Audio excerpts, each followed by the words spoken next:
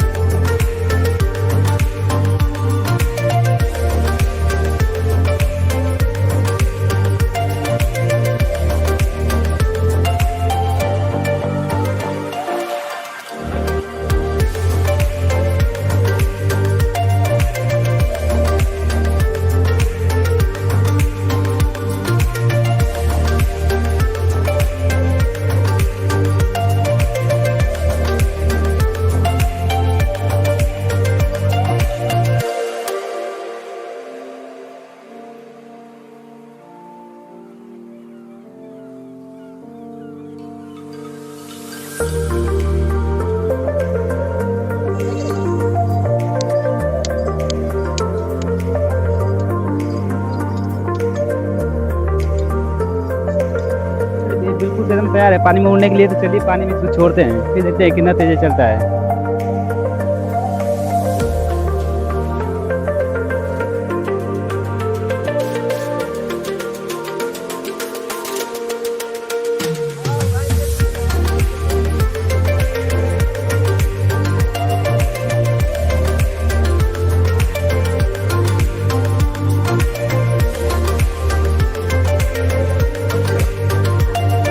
फिर देखते हैं ऊपर जाता है कि नहीं जाता है। पानी में तो बिल्कुल अच्छे से काम किया है। तो हवा में छोड़ते हैं, फिर देखते हैं क्या होता है। 3, 2, 1। ओह वाह, बहुत अच्छा लगा।